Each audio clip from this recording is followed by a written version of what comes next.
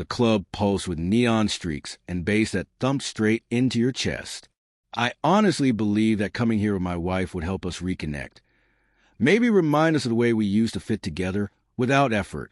She wore that crimson dress I'd surprised her with last anniversary, the one she once said made her feel beautiful. She kissed my cheek lightly before saying, "I'm going to grab a drink." I nodded, thinking she'd be back in a minute. But instead of stopping at the bar, she walked right past it, right to him. The co-worker she always insisted was just a friend. He was standing there like he expected her, 2 drinks already in hand, wearing a smile that said he knew something I didn't. And then she did it. She let him take her hand and guide her toward the dance floor. She smiled at him with a softness I hadn't seen directed at me in a long time. Not polite, not friendly, familiar, intimate, like she belonged there. I froze. The club stayed loud, people laughing, glasses clinking, but inside me everything went hollow. I watched her slip her arms around his neck, watched his hands settle on her waist like they'd been there before. She laughed at something he whispered, tilting her head, brushing her hair behind her ear, the same gesture she used when she wanted someone's eyes on her. People noticed. A few looked at her, then at me, then looked away quickly as if they'd stumbled into a scene they shouldn't witness.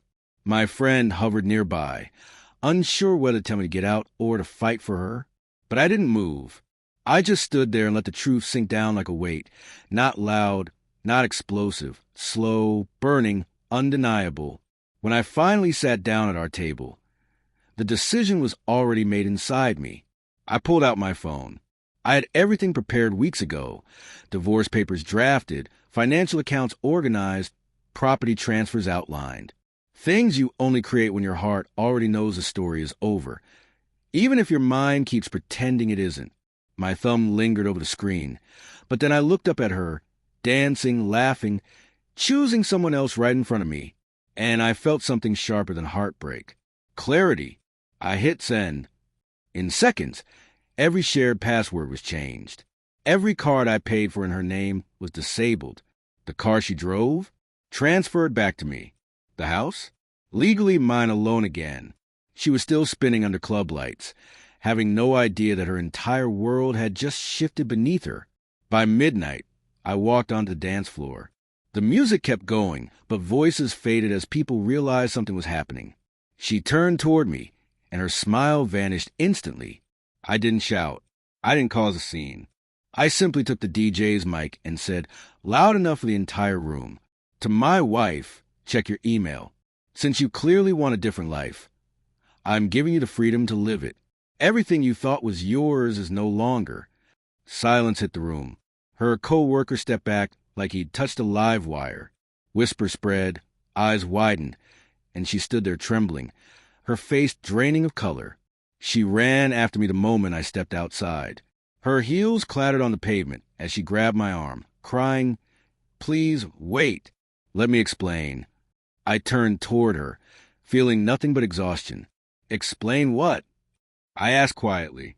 "The dancing? The lies? Or the way you forgot I existed while I stood 10 feet away?" She broke down, insisting it meant nothing, that she got carried away. But I shook my head. "You made your choice on that dance floor," I said softly.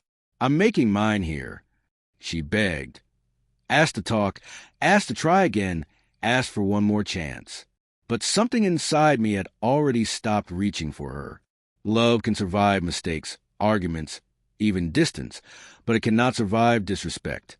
I gently removed her hand from my arm and whispered, "You didn't just break a promise. You broke us." She stood there sobbing in the cold night as I walked to my car. I didn't look back. Driving home, I expected devastation.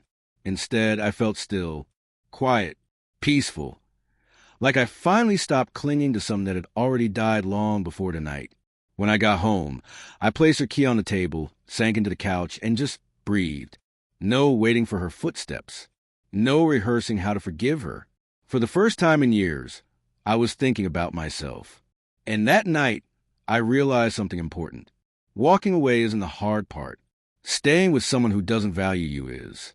I didn't lose a wife. I lost someone who only pretended to love me while giving the most important parts of herself to someone else.